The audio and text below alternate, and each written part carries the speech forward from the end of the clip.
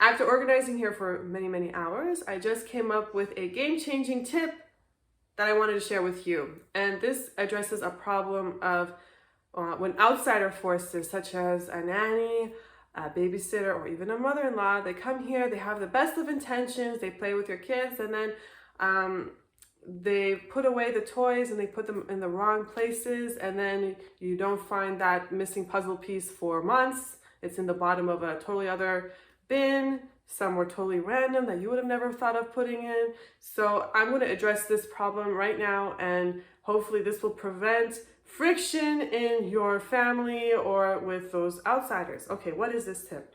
So kindly tell them, please, next time you put away the toys, and I really appreciate that you do this. Thank you very much.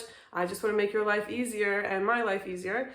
When you want to put them away, please put them in this random box. So now we have a assigned random box here. So puzzle pieces, if you're not 1,000% sure, you don't know where the puzzle belongs or whatever belongs, just put them in here and I'll put them away. So that way we know where everything is. I have a special weird way of organizing, and I don't want you to have to like learn it, just focus on playing. Just put them all in here and I'll be happy to organize it instead. And I think this will prevent friction with the outsiders. Oh, God knows I have a lot of that. So, this, by the way, builds on the concept at the library. You know, you go to the library, you take out a book and from the bookshelf, and you might see a sign that says, please do not put the book back in the shelf. Put them, I don't know, in the trolley or whatever they have over there or at the end, so that the librarians can properly put them away. So, and this prevents books from being lost, and people can find the books that they need anytime they want. And another organization tip that I would like to share, maybe most people probably won't agree, but I'm going to share it anyway. So what I do is I get containers with lids. I love lids because they prevent other outsider forces like ants, cockroaches, and such going in them, and dust as well. So you don't want your toys to collect too much dust, so I put this container, maybe they're unsightly for you, but I like containers like this, transparent, because you can see what's inside. That's tip number 3, get transparent. Bins. And then you can stack them, like as you can see behind me, you can see what's what, where it's going. You know, maybe you don't want to keep all your containers in this room. You can put them in some closet upstairs. I heard a quote, living spaces are not storage spaces. So I don't want to have too many of these bins around here. By the way, this is where we keep our monster trucks. And then this bin, for example, is for dinosaurs. And if you can see behind me, I have other cool themes. And, you know, I try to tell my husband and the outsider forces, please, please, please, please stop buying things, you know, like we have a lot of toys, you know, like the kid's supposed to use their imagination, not supposed to get a toy for every situation out there, you know, and of course they don't always listen to me.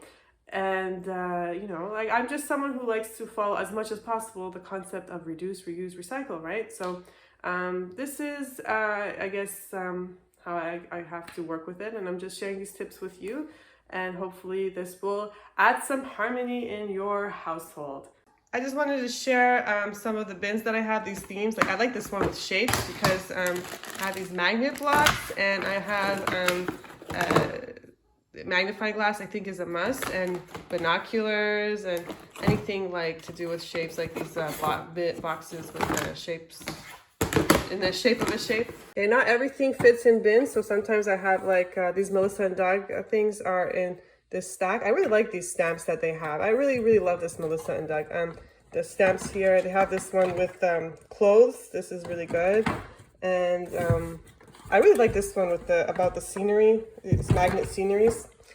And it doesn't fit in a bin, so I have them stacked like this. And yes, I'm looking for this puzzle piece. It's really depressing me.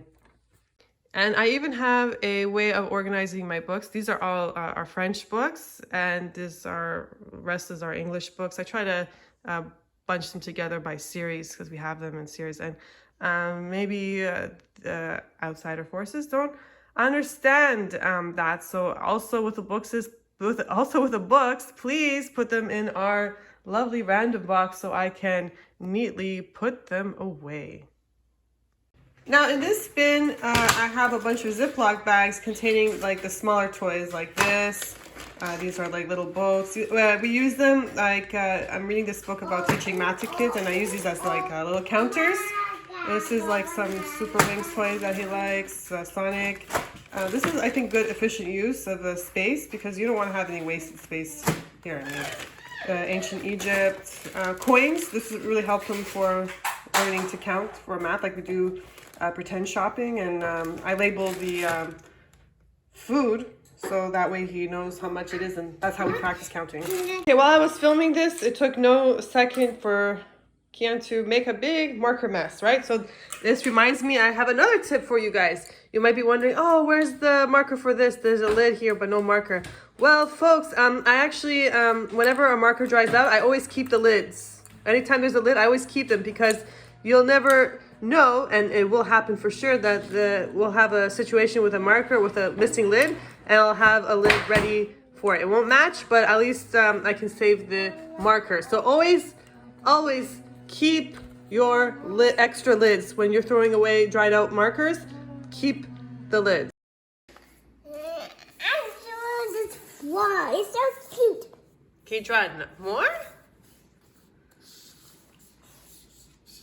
Hey, there's the head.